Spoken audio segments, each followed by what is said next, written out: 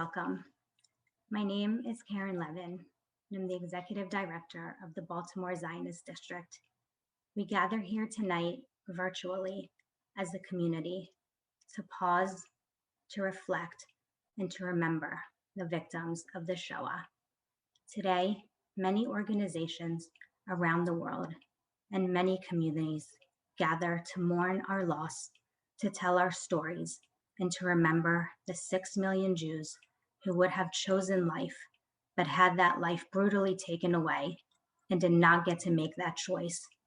Today, we will focus on one story, the story of life and survival.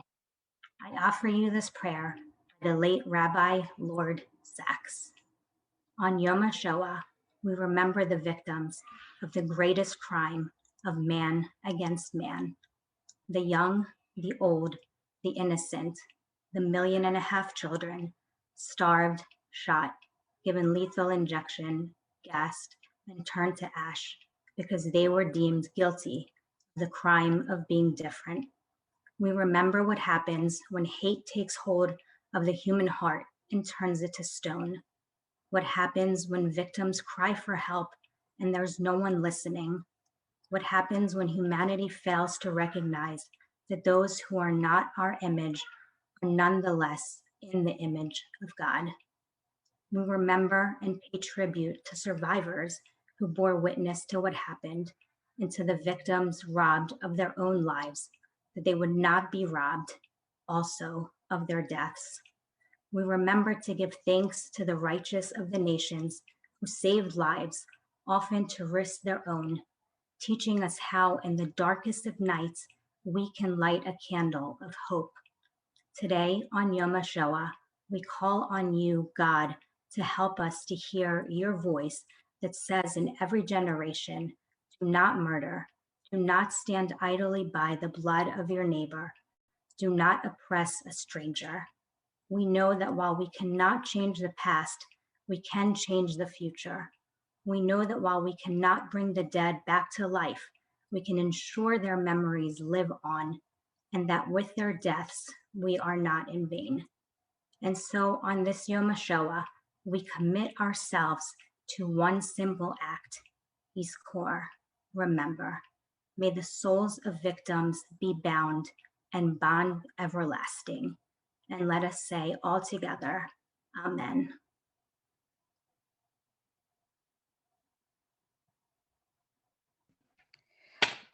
I'm Tyler Masuda, and I am lighting this yellow candle in memory of Abraham Front of Whelan, Poland, who perished at Kolo in 1942, aged 29. My name is Ava Perlin, and I am lighting this yellow candle in memory of Lucy Brunschwig of Strasbourg, France, who perished at Auschwitz in 1942, aged 50. I'm Summer Freeman, and I am lighting this yellow candle in memory of Liebke Maas of Chaville, who perished at Stutthof in 1945, aged 10. My name is Ellie Schwartz. I am lighting this yellow candle in memory of David Gitlick of Dolhenau, who perished at Dolhenau in 1942, age 3. I'm Kayla List. I'm lighting this yellow candle in memory of Modi Bretzinder of Koroloka, Poland, who perished at Koroloka in 1942, age 74. My name is Aidan Levin, and I am lighting this yellow candle in memory of Lodi Brueck of Bingen, Germany, who perished at Auschwitz in 1942, age 20.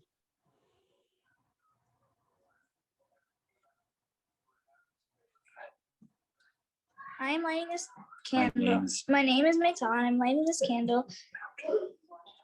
My name is Maytal. I'm lighting this yellow candle in memory of Gisela Sprell of Mesicot, Hungary, who perished at Auschwitz in 1944, aged 54.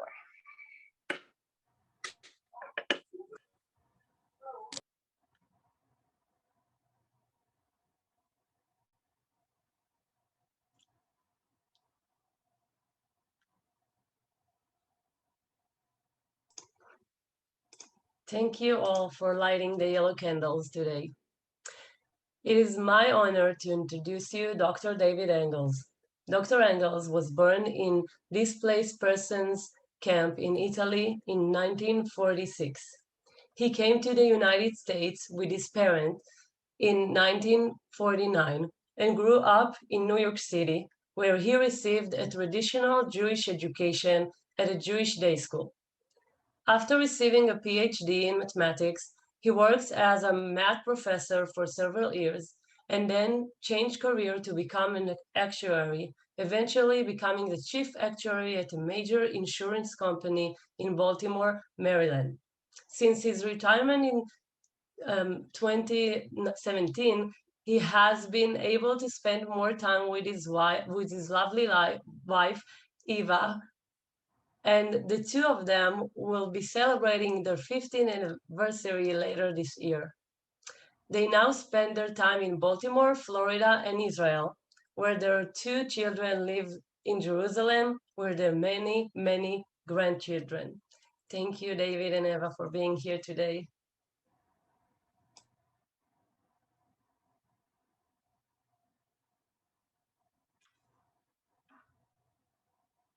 Hold on, David, you're muted. David, can you hold on? I'll unmute you.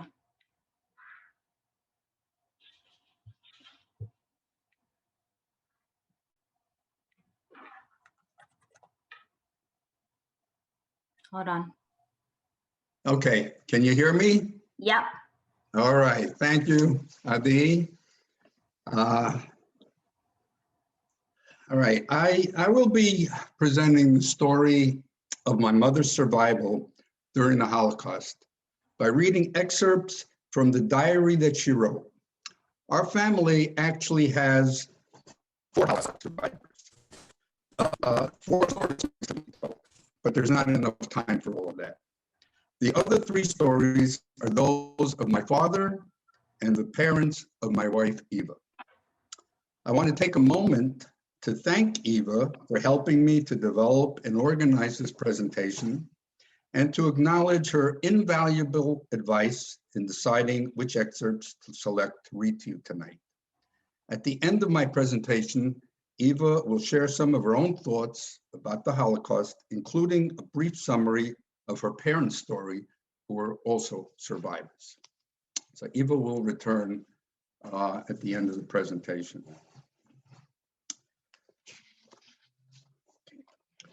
My mother, Ruth Leimonson Engles, was born in 1915 in Vilna, Lithuania.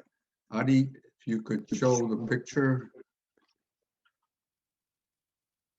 Thank you.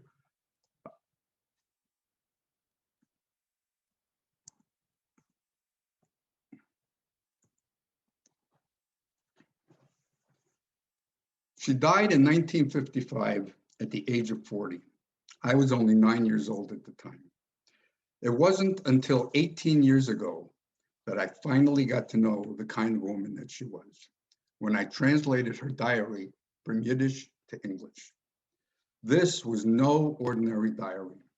My mother wrote it in 1944 while hiding from the Nazis in a barn on a farm a few miles outside of Vilna. She was 28 years old at the time, and her perspective is that of a mature woman, in contrast to Anne Frank, for example, who was a teenager when she wrote her diary. My father, who married my mother after the war, kept the diary safe and brought it to Israel when he retired there in 1968. A few years later, in 1972, the diary was published by Beit Lachamei HaGhetto, the Ghetto Fighters' House, which is a publishing house in a kibbutz near Haifa. The original manuscript, and you're looking at the first page of the diary right now, the original manuscript is in the Holocaust Museum in that kibbutz, and I received a copy of the original when Eva and I visited there a number of years ago. The diary is an extraordinary document. It was written by my mother in the spring of 1944 after suffering through a very cold, harsh winter in an environment where discovery of her hiding place meant certain death at the hands of the Nazis. The diary can be viewed from three perspectives. First, it is my mother's own personal story of how she survived through the strength of her will and perhaps miracles. In these pages, she bears her soul as she writes down her personal thoughts, ideas, and feelings about everything she has lived through and is still living through in the barn, not knowing if she will come out of her situation alive. Second, the diary tells an interesting and suspenseful story as my mother describes her escape from the ghetto just before its liquidation with the help of the wife of her former boss, and as she describes her daily life in the barn, never knowing if she will survive the danger that lurks just outside the barn door. Third, the diary is an important historical document.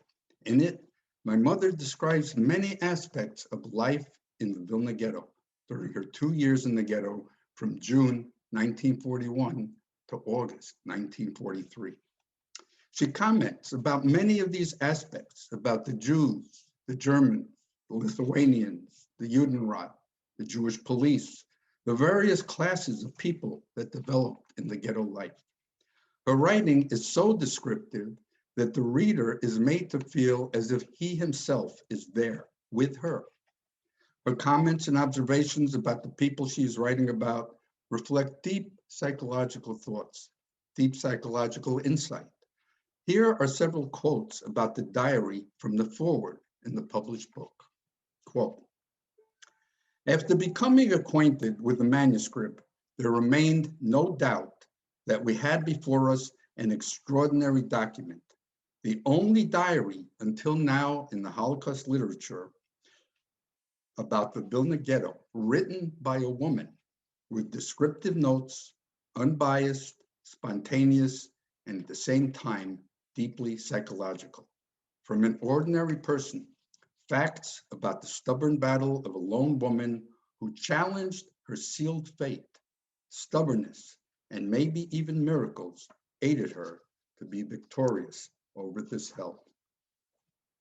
Every word glows for us, every thought as if measured and weighed, every observation deeply thought through and keenly interpreted." Another quote, "What is so remarkable in Ruth Leimonson's diary are the apt associations, the accurately assembled words, epithets, and aphorisms when she portrays the ghetto tragedies or the human shadows that circle around her, those who honorably bore in themselves the Jewish faith and those who blackened the Jewish name."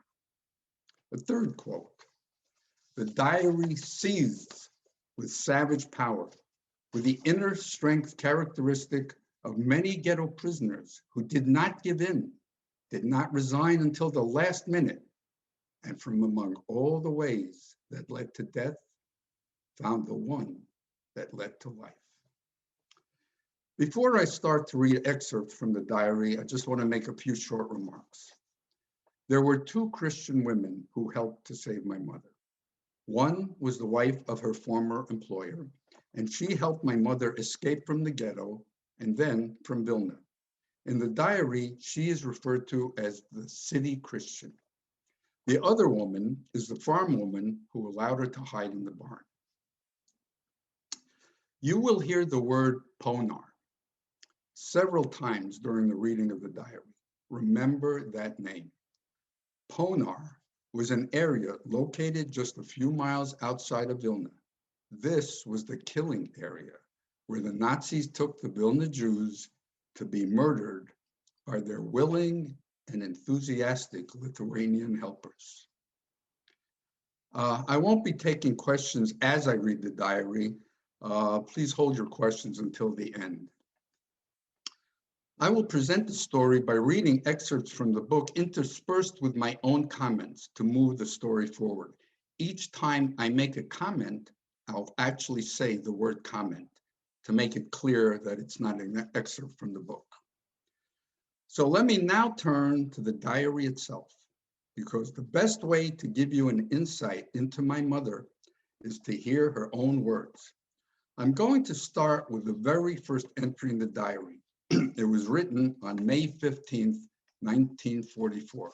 And Adi, if you could just show the chronology, the events that you'll be hearing about as I read through the diary. You can I think the chronology is on the screen right now, and you can see what the events were as I go through this. So this is the very first excerpt. At last, I have gotten a notebook to write in. A pencil I have. I will try. Maybe it will make it easier to push through the days. It's hard for me. As soon as dawn breaks, my first thought is, how does one endure until the day ends? It feels as if I was trying to push a boat against the current. By nightfall, I am truly so tired that I feel as if I had done the most strenuous work. I have already pushed like this for 232 days. Writing comes easy. Expressing myself is also easy. But sitting 232 days in a barn, burrowed in the straw, not crawling out of the hole, now that is already somewhat different. True, my circumstances have improved somewhat. First of all, it's spring. Today is May 15th, 1944. Until a few days ago, it was still cold. But today, I no longer have to pull the fur jacket from all sides to find a way to arrange myself so that the wind won't have a crack through which it can get at me. Secondly, in my present hole, I now have the opportunity to sit up, not like before, when I could only lie huddled in the shadows. Also, a little sunlight is coming in. There is one thing that I have not as yet been able to accomplish: to wash myself. For 147 days, I have not washed myself, not even my face. I am able to wash my hands from a little bottle of water, and sometimes I don't even have the little bit of water to do this. The last time I was able to wash myself was when I was in the house of the Christian lady. I consider that to be the best time since I've been in the village. Comment. The diary was not written in the order in which events happened. It goes back and forth between events in the ghetto and events in the barn, and it can be confusing. However, I will be presenting the material in chronological order. This will make it easier for you to understand exactly what was going on. The next passage describes June 22nd, 1941. I can't write. My heart feels like it is being torn apart. My head is splitting. Gewalt. What happened in the course of these 3 years? After all, I have lived through it all, and yet I myself cannot comprehend it. I write these words with truly bloody tears. Several times I've had to take a break, put away the notebook, and then begin to write again. June 22nd, 1941. It was a Sunday, a beautiful sunny day. It happened to be my day off. As usual on such days, my husband, Salel, and I were planning to travel by steamer to Verki, which was a summer place outside of Vilna. We were just about to leave the house. Suddenly, bombs began to fall. Real bombs, not like during the test alarms. We stood there stunned. Everything suddenly became dark for us. From that time on, the sun no longer shone for us. Comment. 2 days later, on June 24th, 1941, the Nazis occupied Vilna and set up a military administration to govern the city. The Lithuanians welcomed them with open arms. At the time, there were about 60,000 Jews in the city. Only 2,000 survived. In the next reading, my mother describes her husband's capture. The Germans had not yet set up the ghetto. A rash of decrees descended upon us concerning Jews. Jews have to wear an identification badge, a patch with a Star of David on the sleeve. A short time later, an amendment, yellow patches, to be worn on the front and on the back. Jews may not walk on the sidewalk, only in the gutter, and only on the right side. Jews may not walk on the main street, only through the side streets, and only on those which are specifically indicated. Jews may go out only until 6 o'clock in the evening. Later on, another amendment, only till 3 o'clock in the afternoon. They began throwing people out of their residences and taking away the men from the evicted families. The families, together with their bundles, were left in the courtyards. Several days later, they were permitted to return to their homes, but the men were not freed. Men are being snatched up off the streets. The guess is that they're probably being taken to work.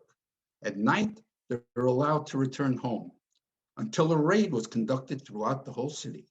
Trucks and cabs suddenly showed up to round up the captives from both the streets and the houses.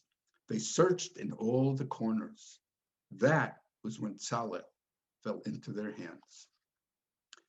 For a long time, I blamed myself. I should have protected him better. Today, I see that it's all in vain. Maybe it's even better this way. They sent them out somewhere. That's what people said. Maybe he was able to save himself. It happened on July 13th. That date will forever stick in my memory. I was getting dinner ready. He was sitting on the stairs, hidden behind the curtain. He comes into the room, calm as always, and starts to pack. He takes his autumn coat, asks me to give him a loaf of bread and some canned goods, and he says to me, "They're coming to take me." I try to convince him to hide. He responds, "It's pointless." A German comes in. Seeing that Saleh is packing, he's very friendly and doesn't let him take anything along, promising that he will bring him back in the evening. He went away without even a jacket, wearing a short-sleeved gym shirt, which was cut open at the neck, with the autumn coat on his shoulder, wearing summer slippers on his bare feet. At the steps, he turned around and left his watch and compass. I was still holding him by his hand. He pressed my hand so hard it hurt. That was our last goodbye. I remained alone, like a madwoman. I just felt like everything had fallen in on me and that I was in the middle of broken fragments. Screaming and complaining like the others had done is something that I'm not capable of doing. I went into my room, heated up some water, and of all things, started washing his colored laundry. Perhaps I would be able to send them a package. The neighbors, seeing this, thought I had lost my mind. But that does not happen so quickly.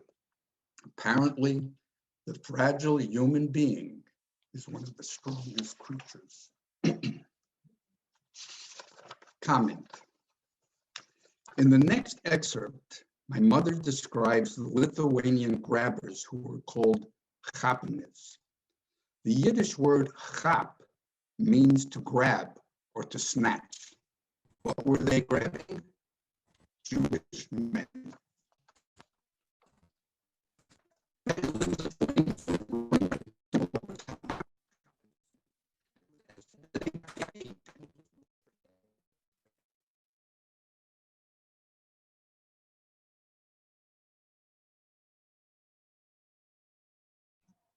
Adi, can you stop the screen share?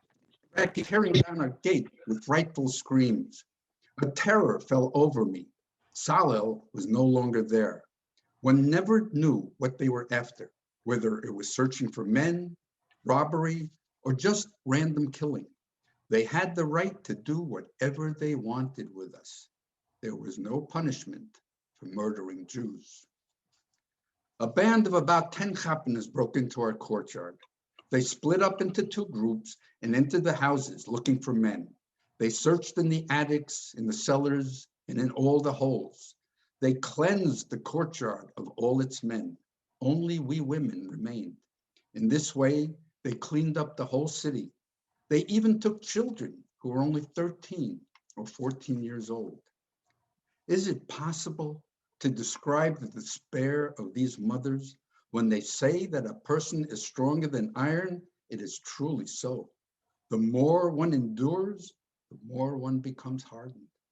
It even got to the point that mothers, in order to save themselves from ponar, would walk over the dead bodies of their own children. How sad and frightening that is. One mother related that while running over the dead body of her own child, she saw among the corpses a little girl still alive. She grabbed the child and ran back with her to the ghetto. There was no news about the men. No one knew where they had been taken. That they would exterminate so many people, one could not at that time yet imagine. My guess is that while they were being taken somewhere for work, a selection was surely carried out. There were many among them who were old and sick. The chapanas were not picky when catching men. A head is a head. The women did not rest. They lurked and they searched, but only with their tongues. They had no other means. Comment. The Vilna Ghetto was established on September 6, 1941. On the pretext that Jews had shot at German soldiers, special German detachments surrounded Vilna's historic Jewish quarter and forced out nearly 10,000 Jews from their homes, driving them to the graves of Ponar. 6 days later, all the remaining Vilna Jews were transferred into these emptied homes, and that is where two ghettos, ghetto number 1 with 30,000 Jews and ghetto number 2 with 10,000 Jews were established.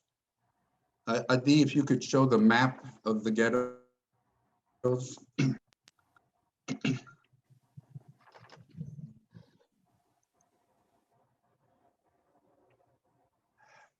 My mother was confined into the smaller ghetto number 2. In the diary, she describes how all this happened. I'm only going to read part of the description. The excerpt begins as the Nazis are evicting all the Jews from their homes and transferring them into the ghettos. And they are now on my mother's street and approaching the building where she lives. The diary continues. My eyes glazed over. It seemed to me that it was as if this was happening hundreds of years ago and that I was actually watching it on a movie screen. My mind just couldn't comprehend it all. Is this really happening? Here they are, already taking people from building number 41. And soon they will come to my house, number 2. I was still thinking that maybe at the last minute something might happen, some kind of upheaval, and everyone would be freed. But nothing happened. Nothing unusual transpired.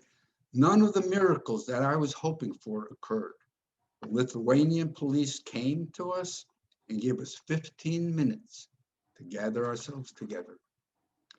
Everyone is already outside in the courtyard with their bundles. I'm still in the house. When I look out the window, I can see that it's vacant in all the windows. There's no one in any of the houses. They're already starting to go, and still no one is bothering me. I can actually stay. I consider the situation. How is this going to turn out? Should I stay here all by myself? What am I going to do with myself? The janitor will inform on me right away.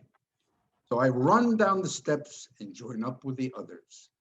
The Lithuanian police understood that it was not necessary to guard us. We would go on our own. After all, did we have any other choice? We walked through the streets. I am quite calm, my head held high and proud. It's laughable. At the gates of the courtyard, Christians stand around watching me. I impertinently called out to one of them in Polish, "Such a pretty picture. Why don't you take a photograph?" We only had a short way to go. Us, they let in. But not everyone had the good fortune to go directly into the ghetto. People from the more distant districts were first dragged to Lakishki prison. It was impossible to cram everyone into the ghetto in one go. All the Vilna streets were made Judenrein in one day. Judenrein is a German word meaning cleaned of Jews. Those who were led away to the prison were robbed on the way. Some of them were released and came to the ghetto with absolutely nothing. Many of them were never even brought to the ghetto. They were led straight to Ponar. It spared them much suffering. Comment. Everyone, both men and women, were required to work, but you had to have a work permit. Without a work permit, you were a prime candidate for Ponar. My mother writes about how with great trouble, she finally somehow managed to get a permit, but that did not last long. The Germans changed the rules and the work permits became of no value. The Germans had decided to liquidate Ghetto 2, where my mother was. Between October 3rd, 1941 and October 21st, 1941, they carried out several purges in Ghetto number 2. During that period, 7,200 people were taken to Ponar and killed. My mother managed to save herself with the help of her city Christian lady and a fellow Jew named Feldman. The diary continues with the story of how she saved herself. They annulled our permits. We became unemployed. The mood in the ghetto became more and more tense. People spoke ever more strongly in terms of a total liquidation. More and more people moved over to the other ghetto, but not everyone who tried was successful in doing this. I looked for a way to save myself. I very much do not want all of a sudden to die for no good reason at all, even though I know what tortures yet await me. Feldman worked in the area where my Christian lady lived, so I went out of the ghetto with his work group. He was in Ghetto number 1, and I came to her and pleaded with her to find me a place to hide. She asked me to come back for her answer. The next day, she told me that none of her acquaintances were willing to take the risk, not for any amount of money. They were too scared. It was indeed very risky. Too bad. So I have to go back to the ghetto and await what fate has in store for me. I didn't dare ask if she herself would take me. I was just about to leave when she stopped me and told me that I could stay with her. With Feldman's help, I went back and forth a few more times, bringing over the few things that I had from the ghetto to her place, and then I myself remained there. About a week later, the liquidation of Ghetto 2 took place. Sitting in a recess in the kitchen near the balcony, I overheard the Christian say to his wife, "Today there was a real Red Sea." I had to hold on to something to keep myself from falling to the ground. He had seen how they were transporting the Jews through Poholanka Street towards Ponar. Even he had been horrified. The reason why she expressed it that way is because he was actually a member of an anti-Semitic political party. I asked the Christian lady to go find out if Feldman was there. She didn't actually see him, but someone told her that he was still alive. I waited for an opportune moment, and then I myself went to see him. He told me that they had removed everyone from Ghetto number 2. Now, only one ghetto remained. Comment. The next major upheaval in the ghetto was what became known as the Yellow Pass Action. Before the liquidation of Ghetto 2, there was no limit to the number of work permits that could be issued. However, after the liquidation, Nazis implemented a new system. Only 3,000 work permits were issued in the form of yellow passes. The yellow passes granted immunity to the holder and to 3 members of the family, a spouse and 2 children up to age 16, who were given blue numbered slips. This allowed for a maximum of 12,000 Jews to be protected by the yellow passes. At the time, Ghetto 1 totaled almost 28,000 inhabitants, so 16,000 Jews would be left without any passes. My father was one of those 16,000, but that's another story. Many who received the passes were unmarried with no children. Immediately, a process began of composing fictitious families so that every holder of pass added to his or her family in order that it totaled 4 individuals. 2 classes of people were thus created in the ghetto. Those with passes who felt secure, and those without passes who knew that they were doomed for immediate expulsion from the ghetto and the fate that awaited in Ponar. My mother was able to save herself as described in the next reading. Recall that at this point, she is in the Christian lady's house just outside of the ghetto. Man's nature is such that no matter what happens around him, as long as he is alive, he looks for ways to save himself. It was like that with me. I began to think, what do I do with myself? I can only stay with the Christian lady for another week or 2, and then what? She even promised to arrange for me to stay at some estate, but the issue would still be the same. If I have to stay there for a long time, they will certainly get tired of it. Return to the ghetto? I had no work and no work permit, which means I'm a prime candidate for Ponar. Besides that, even before the liquidation of Ghetto 2, it was more crowded in Ghetto number 1 than by us. So it was questionable as to whether I would even be able to find some spot in the ghetto where I could stay. After all, I didn't have anybody to look out for me. Despite this, I decided to venture it. Perhaps I would manage to set myself up in the ghetto.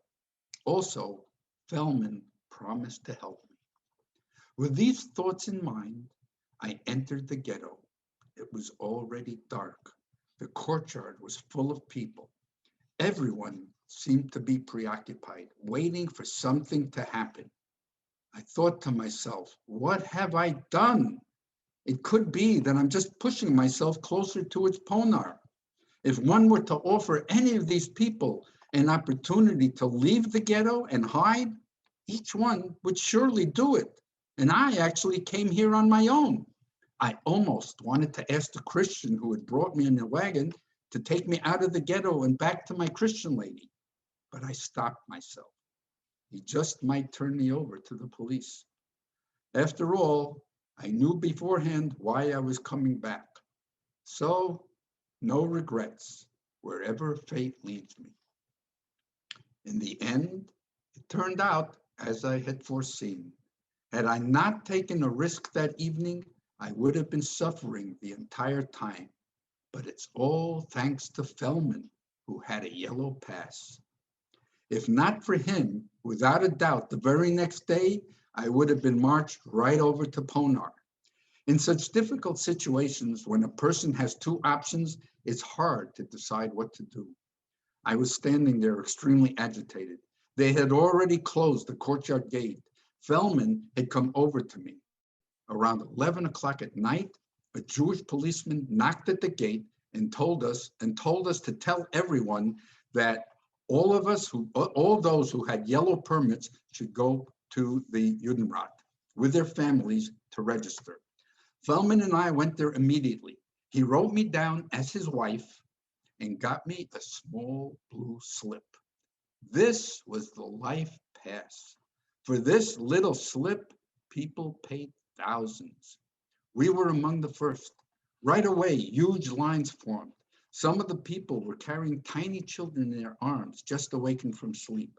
Those who did not have passes ran around in confusion, trying to get their names added onto someone's life pass. But this was no simple matter. It was terrible to watch how parents were begging to have their children written down on a pass, and in this way to save at least them. I didn't leave Feldman alone for even a step.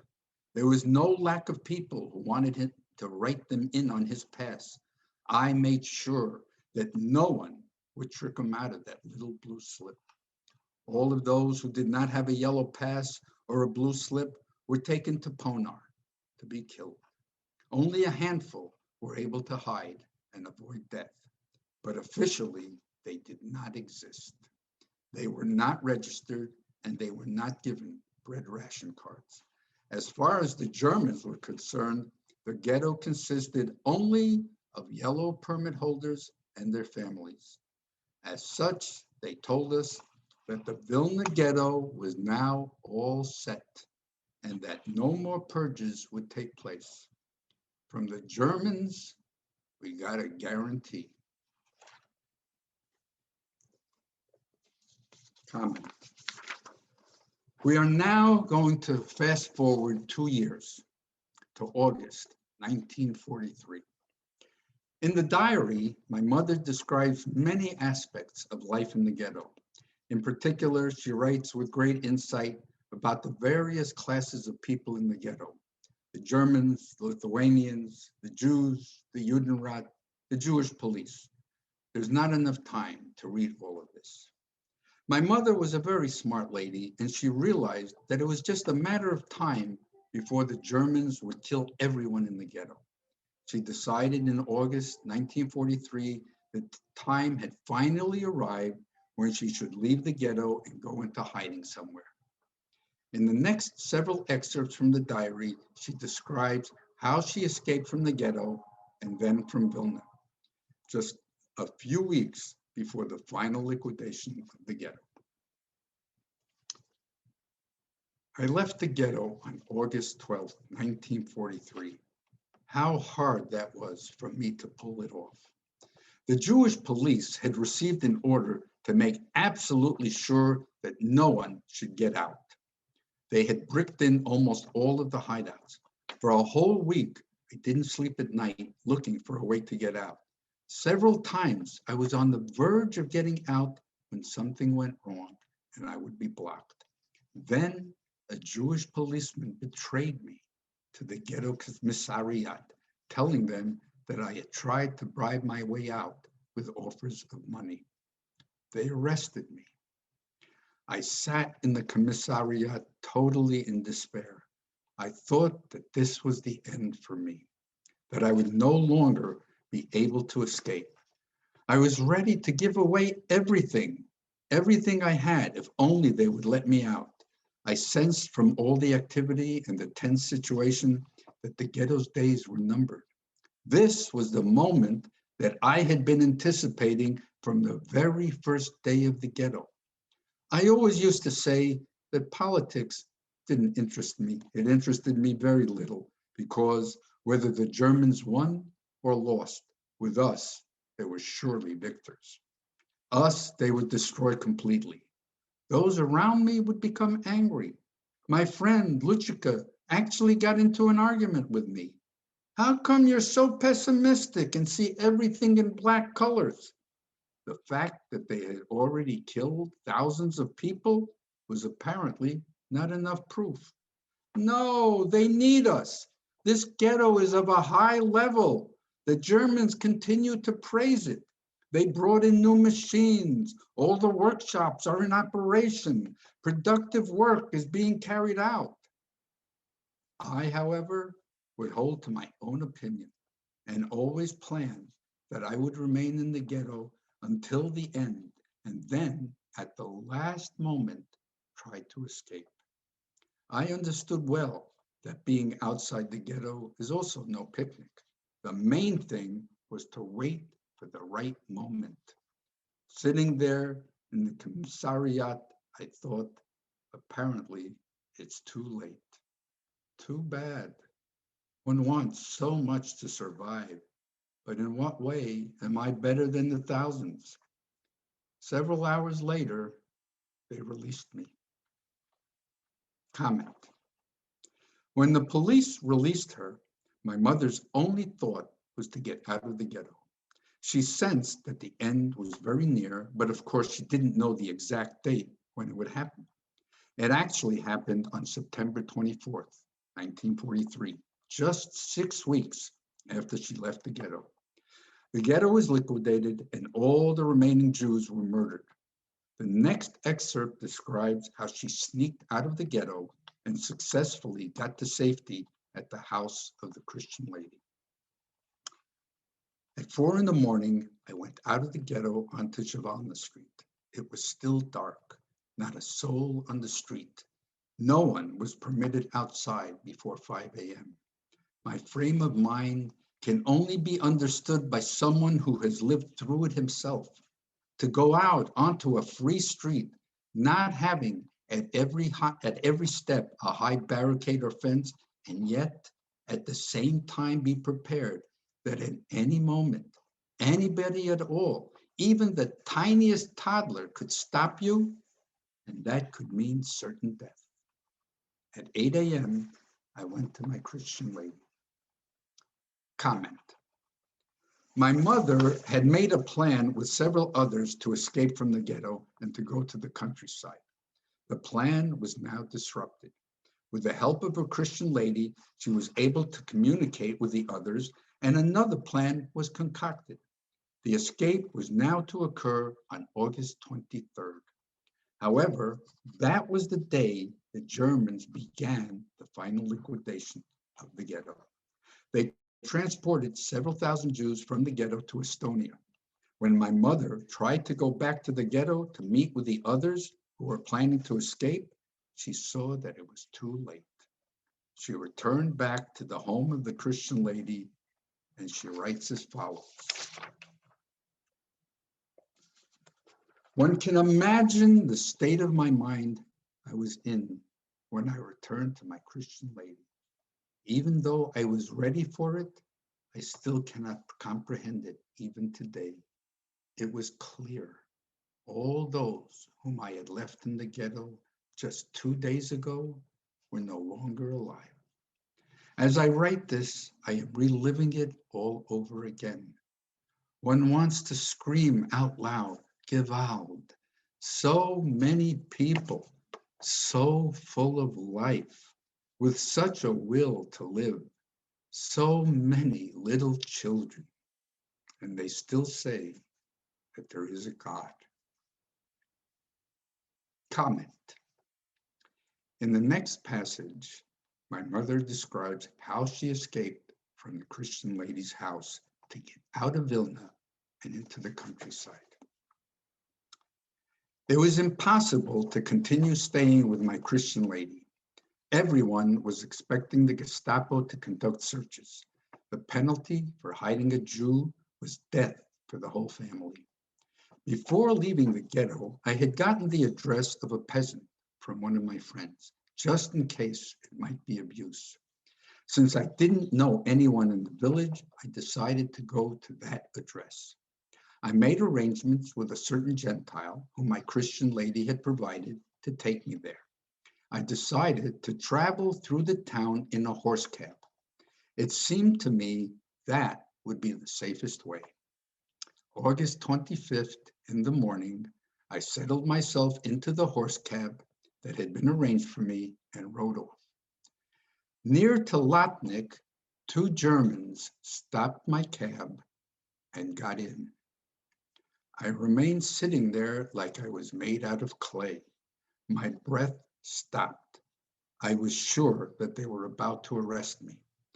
It turned out they were only looking for a ride to the hospital in Antikol. And in this way, strangely enough, I traveled with an escort of 2 Germans. Comment. My mother next describes her misadventures in leaving Vilna. Nothing went the way it was planned. Eventually, after several very difficult days going from one village to another, looking for a place to stay with little food or water, totally exhausted, she reached the village about 12 miles from Vilna, where she stopped and stood near a group of Christian women who were digging potatoes. One of them came up to her. The diary continues. An older Christian woman comes toward me. Before I could even say anything, she says to me that she can see who I am, that she'll take me in for the night, and that I should go into the woods and wait there until it becomes dark. For me, it was as if she was heaven sent. It had already grown quite dark when she finally came to get me. She led me into the barn, gave me a piece of bread and butter, and told me to climb up to the highest point, all the way up near the roof. Here, I felt happy. How different things are for me as compared to those who stayed in the ghetto. That is what I was thinking. Even if they're not discovered in their hiding places, death by starvation still awaited them. The next day, my hostess informed me that as soon as I had rested up for a few days, they would have to find me a place where I could stay longer. I told her I wasn't asking for anything free of charge, that I was able to pay, and I begged her to keep me on. Her response, she doesn't need money, she has enough, and she doesn't want to put her family at risk. For me, of course, this answer was very distressing. In the meantime, since she's letting me stay, I stay. When they brought me food, I struck up a conversation with the young son-in-law and found out that the master of the house needed a suit. I latch onto this. It's just my luck that in the next few days, the son-in-law will have to travel to the city. I give him a note to deliver to my city Christian lady. He brings back the suit along with several other things. I gave the farm woman the suit, and as an extra added bonus, as a present for her daughter, I gave her a new tablecloth. This really made her happy, and I became a legitimized citizen of the barn. Comment. My mother describes her life in the barn in great detail. I will read just a few of these passages. The next passage describes how cleverly she interacted with the farm woman, her savior, so as to be able to continue to hide in the barn. I was always walking on eggshells with her. She was constantly bringing me news. In such and such a place, the Ukrainians had conducted searches for Jews. In another place, Russian partisans had captured a large group of Jews and murdered them all. According to her stories, they have already murdered more Jews than existed altogether in the region. And to these stories, she would add that she no longer wished to keep me. And what did she get out of it? And what did she need this for? And she would recite for me a whole sing-song. She would ask her son to find me a place, perhaps in a house. She's trying to scare me. She doesn't understand that she can't frighten me with any such tales. I have lived through too much.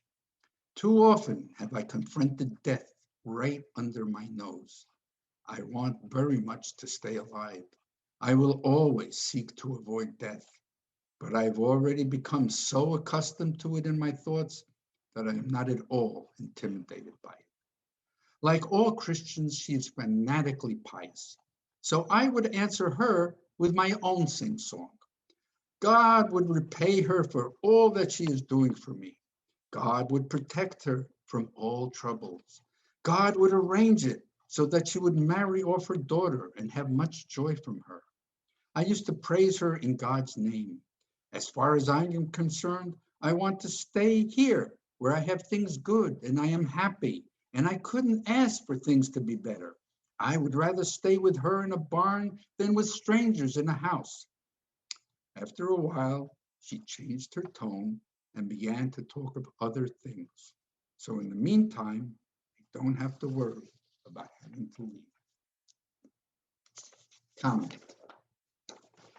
During the 11 months hiding in the barn, a total of 328 days, There were several times that my mother was almost discovered. These are described at various points in the diary. One of these incidents is described in the next excerpt. A bunch of people came to help the landlady with the threshing. A young Gentile boy climbed onto the pile of hay on my side and cried out, "Somebody must be hiding here." Fortunately, no one paid any attention to him, and they called him down. My heart simply stopped. I was able to burrow myself further back towards the wall so that my hole was now vacant, but the boy wouldn't give up.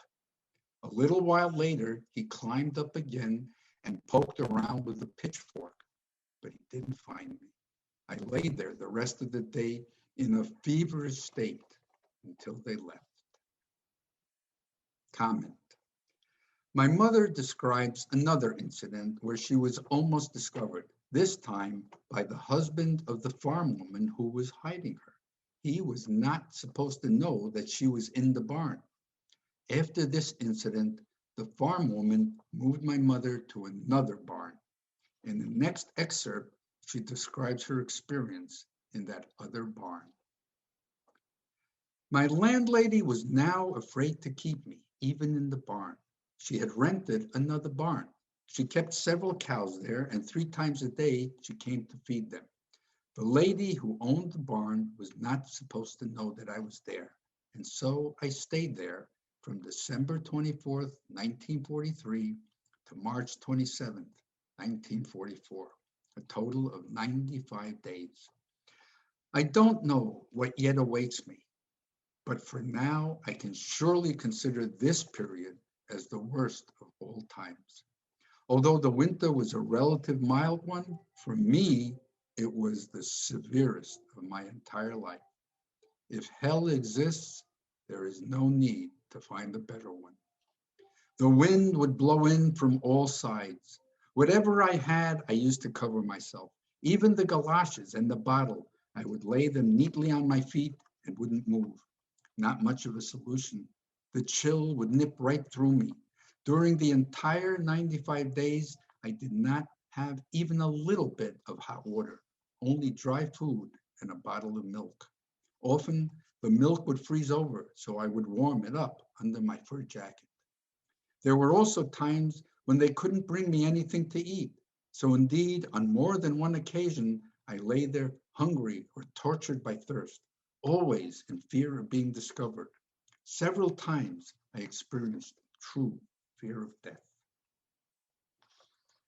Comment. In the next several paragraphs that I am about to read, my mother bares her soul and describes her deepest feelings of hope and despair.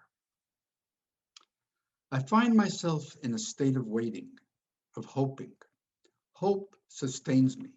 Whether I live to see it or not, the day will come. It is, however, hard to wait. Oh, how hard. In the beginning, I used to cry continuously, but I realized that this was no plan. I would accomplish nothing in this way. After all that I have been through, such a condition can lead to madness. That would be even worse than death. If I have actually managed to save myself, then I must hold myself together. I have to take control of my nerves and rule over them, and not they over me. To a certain degree, I have managed to do this. On the coldest winter day, shivering from the cold, I would talk to myself like this. I am really cold, very cold. Despite the woolen socks and the fur jacket, my feet have frozen. But soon it will be Shabbos again, and another week will have gone by. Maybe next month will be warmer. Winter, after all, does not go on forever. It will end. And the time that has passed will not return. It is, after all, nearer to the end. Thus would I argue within myself, singing various songs and creating for myself illusions about the future, promising myself as a reward mountains of gold. I tried in every way to muddle my thoughts so as to free them from the harsh reality. Comment. In the next paragraph, which is for me the most extraordinary paragraph in the diary, is the most powerful expression of my mother's deepest feelings. From time to time, however, my nerves would fall apart. In the last few days, I find myself in a very disoriented condition. I feel as if I have a ball of thread in my throat. The air in the barn is, of course, fresh enough, but it seems to me that I just can't breathe. I want to run away from my hole. All I have to do is just push open the door, and I would be in a thick forest with green meadows. Everything is alive and blossoming. After all, it's summer. It smells of freshness and freedom. I want to run through the forest without being afraid that someone might come up behind me and for no reason at all, just for the fun of it, shoot a bullet into me. I want to run and scream, to hear my own voice. It seems to me that if I could be alone in the field and scream it all out, my heart would grow lighter. Strange, wild ideas. I want to walk through the city streets without a yellow patch, on the sidewalk, not in the gutter, not having to be afraid of any toddler, and not avoiding the police guard at the intersection. I want to examine the ruins, go up to Ponar. I also, along with many others, have a part of me there. I want to go wherever I wish to go, not as part of a group and not with a guide. I want freedom. It cries out from within me, from my entire being, freedom. How does one live to see that moment? Do I know? I give myself an accurate assessment that freedom will not bring me happiness. It is likely that when it comes, I will find myself even more unhappy, broken, both physically and spiritually, alone as on a field of corpses. Corpses peer out from every corner. For the time being, I still hope. Yes, I must admit that even though common sense indicates otherwise, deep in my heart, I do hope. One should believe one's mind, but the heart feels more strongly. Who knows? Maybe. Comment. The end of the 3-year ordeal is in sight. The Soviets are approaching and will soon liberate the area. My mother now expresses some thoughts about the future. The old woman was just here for a little visit. She says that it's now safe for me to crawl out of my lair, that the Soviets will be here today or tomorrow. Can this really be true? It's hard for me to believe. My heart begins to beat more quickly.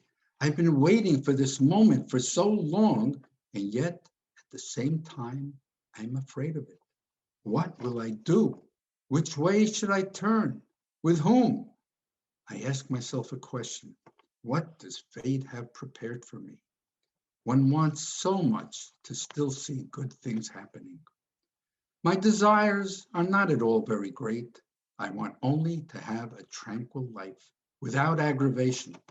I cannot imagine how that will look, but it does happen that the impossible becomes possible.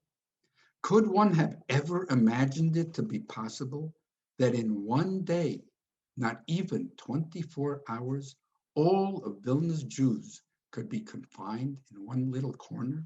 And then, in the course of 2 years, that Vilna would be completely liberated of such a dense, well-established Jewish population that had been there for hundreds of years?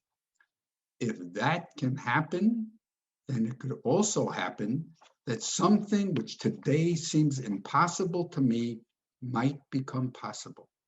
I must believe in this and not question it. I only know that I have not yet gotten anything out of life. I consider life to be in my debt in a very big way.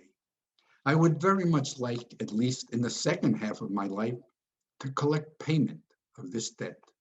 If indeed I live to see the Soviets and crawl out of here into the free world, then I must completely make myself over, wipe out entirely all sentimental feeling. I have to forget everything and everyone, just as if nothing and nobody had ever existed in the world until now. I have to accept everything with a good-natured spirit, without a sense of tragedy. Only in this way is it possible for me to continue to exist. It is a difficult task, and I have doubts as to whether I can carry it off. Comment. The next excerpt, dated July 17, 1944, is the next to the last entry in the diary. A heaviness presses in on me. How does one start life all over again? Loneliness terrifies me. Where to go? What to do? Maybe I will find acquaintances, friends, but that's not it. I know how it feels to be among people and yet feel lonely. I don't need much. I just need one person. Comment. Finally, the last entry in the diary is dated July 19th, 1944. I think that today is my last day in the barn. I have finally decided to go to Vilna tomorrow on a scouting trip. When all is said and done, one has to eventually crawl out. I have been sitting like this already 2 weeks too long. After all that I've been through, I should be totally unemotional. And yet, I cannot control myself. My heart is soaring lately. I can't even fall asleep. That is the end of the diary. But the story continues. How does the story continue? Let me tell you. During the time that my mother was in the ghetto and later in the barn, my father, Laser Engles, who was also from Vilna, had managed a truly miraculous escape. First from the Vilna ghetto with the help of a Nazi officer, and later from a death march in which 5,500 Jews were led to their death. Eventually, in March of 1943, he joined the Bielski partisans in the forests of Belarus, where he became the cook in the camp. Some of you may have seen the movie Defiance, which was about that camp. He had lost his wife and 2 children, 2 young girls. He had actually known my mother before the war because he was a good friend of her husband, Salel Trutinsky. The 2 families had often socialized together before the war. After the Soviet liberation, both of them returned to Vilna, my mother from the barn and my father from the forests. One day in the summer of 1944, they met by chance in the streets of Vilna. Many years later, when he had retired to Israel, my father wrote his autobiography, which I am currently translating from Yiddish into English. In the book, he describes the joy each of them felt when they met each other, and he writes that from the day she met him, there awoke in her a hope to begin life anew, and that she did not hide this feeling from him. She was ready to bind her fate with his. He then writes the following, which I am paraphrasing. Ruth had a positive attitude and wanted to link our fates together. I, however, was not yet ready to continue life in a normal way. I thought it was too soon after having my life destroyed at Ponar. And then she showed me her diary, and I read her next to the last entry. He then quotes this entry, which I just read to you a few minutes ago. Here it is. I don't need much. I just need one. In Yiddish, ich darf nur einem. And my father next writes the following, quote, after reading these lines, I thought about them for a while, and soon her last 4 words, I just need one, compelled me to consider that maybe these lines have a close connection to me. And so he married Ruth, and they had a son. And that son, David Engles, might not be before you telling the story of the diary if it hadn't been written. The story continues. Many years later, I met and married my lovely, extraordinary, wise, and creative wife, Eva. Her parents have a similar story to that of my parents. Eva will now give you a brief summary of her parents' story, and she will finish the presentation with some of her own thoughts about the Holocaust.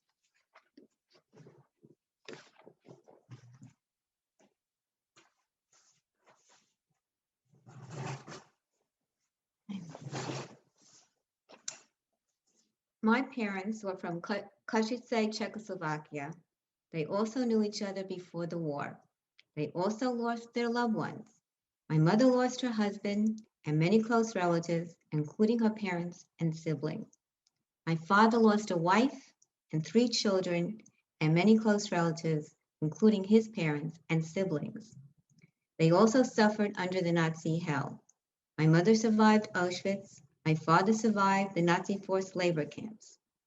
They also met after the war and decided to start life anew. They had 2 children, my brother Andre and then me. We were both born in Košice, Czechoslovakia. Shortly after my birth, we were placed in a DP camp in Austria.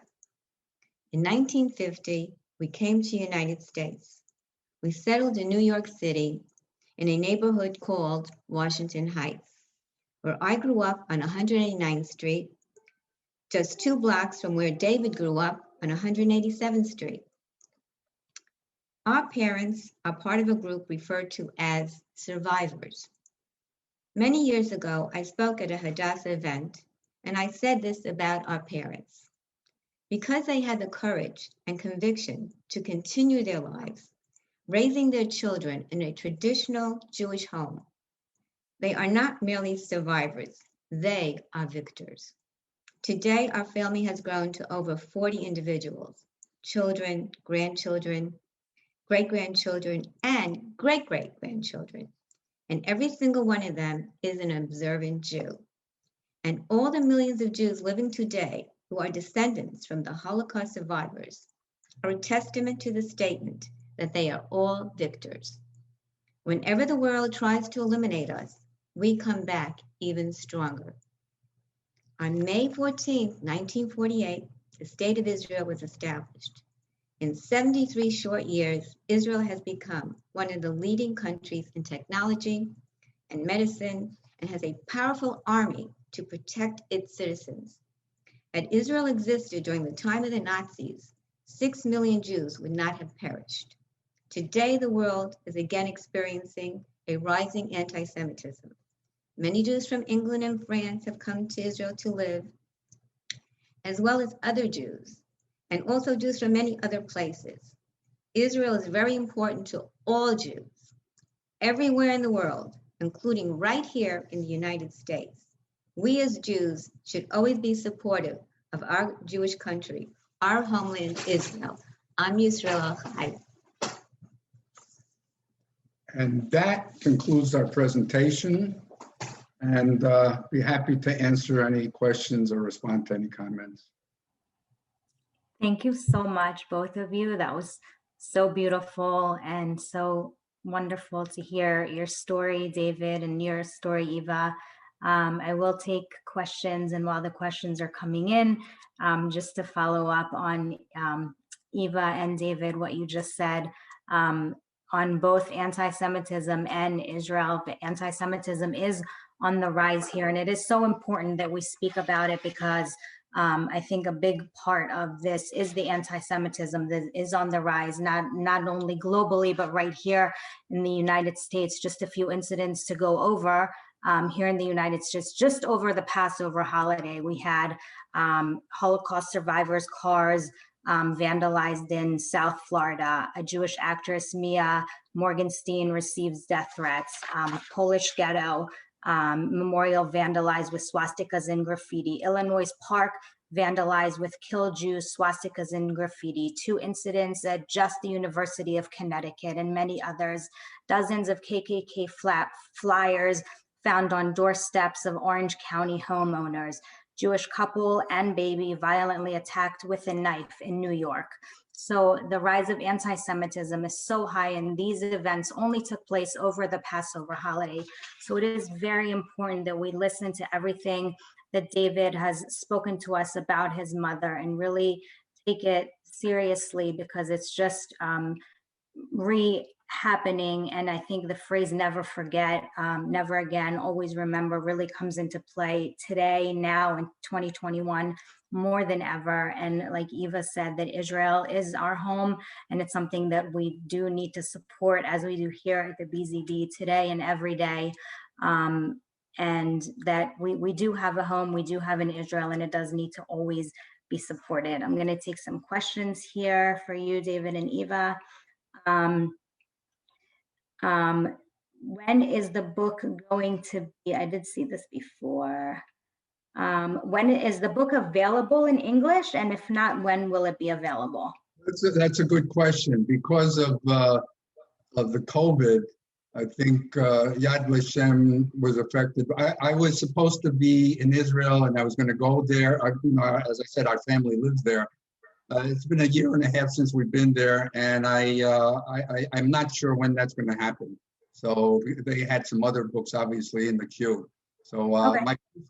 That's going to be one of my first questions when we get to Israel. Great, and you can keep us posted, and of course, we're happy to share that with everyone via our newsletter when it does become available in English. We have a question from Shelley. Who was Feldman? Feldman was just a person that my mother knew. She doesn't really say too much about him in the diary. What happened to Feldman, she does say what happened to him. I think if you remember during the diary, she mentions that towards the end of the ghetto existence, they transported a bunch of people to Estonia. Feldman was one of those people, so he ended up in Estonia and didn't survive. But she didn't really say too much about who he was, other than she was somebody. She obviously must have known him even before, and for him to have saved her the way he did. How much did you know about your mother's experience while she was still alive? Well, I was 9 when my mother died, so I don't think I knew anything at all, really. I don't think my parents, my father, they weren't going to be talking to me as a little boy about those experiences. And it wasn't until much later. And really, it wasn't until I translated my mother's diary, and my father, he actually wrote 2 books. I mentioned his book, his autobiography, but he also wrote a book, his first book, which I've completely translated, and which, by the way, I have a presentation maybe next year about his escape from the ghetto and his experiences in the woods. And that is an amazing, amazing story. Great. Yeah, we can definitely link people to that one as well. How did your mother escape from the ghetto? Wasn't it bricked in very difficult to get out of? She doesn't go into the details of how she got out. I mean, people were going in and out of the ghetto all the time because they were working. In the morning they would many of them would leave the ghetto and go to whatever work assignments they had. And if you remember, after the first ghetto, the ghetto number 2 was destroyed, if you remember, she went out of the ghetto with Feldman's work group. So she doesn't really describe the details of how she got out in August of 43. Janet says your mother was quite a strong person. Did she stay in touch with the Christian lady? That's a good question. I don't know. I have no idea, because after my father and mother met each other in the streets, after a few months, they left Vilna and ended up going through many different countries with many of the other remnants who had survived, eventually ending up in Italy. in a DP camp, but that probably took a good half a year before they got there. I'm assuming she probably did, but she doesn't, there's no way for me to know that. I think we'll take one more question. There's a lot of comments here. I don't know if you can see them. What will the title of the book be called when you do publish it, when it does come out? Oh, I think. Well, the title in Yiddish was Verschrieben in Shire, which means, and that'll be the title, Written in a Barn. Okay, so it was the title of the program. But your mom, this will be the last question. Your mom spoke Polish. Is that because most people in Eastern European countries speak several languages, or did she ever live in Poland? She didn't live in Poland. In fact, Eva, why don't you talk about your mother? She knew many languages. My mother knew Yeah. My mother spoke at least 7 languages. She spoke a perfect German, a perfect Czech, a perfect Russian. And she spoke so well in every language that you would think that you really couldn't tell where she was really from. She's a little bit of a linguist.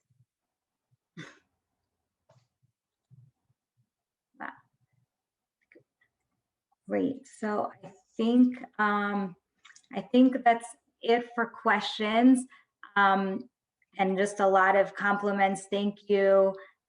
Thank you both. You did a great job. Someone said you should record the diary as an audio book because it's beautiful to listen to. So that's a suggestion for you, David, if you want to take up that suggestion. So really nice comments. Thank you both again for being here tonight, for sharing your parents' stories, your family stories, and just being here on this very special evening and occasion, and sharing with our community and with communities outside of Baltimore. We truly appreciate it. Thank you everyone for being here tonight. Thank you, Adi, for being here from Israel at 3 a.m. She's gonna go to sleep now. David, did you have anything to add? I just wanted to thank the Baltimore Zionist District for giving us the opportunity to share our parents' story. I think it's nobody can really understand what it means for 6 million people to perish without at least understanding what one person went through. And that brings home, if you multiply that by 6 million, you can begin to understand. So thank you for the opportunity for us to share that. Of course. And thank you for reaching out to us and giving us the opportunity to present it to over 200 people. We truly always appreciate people reaching out to us and letting us do that for the community.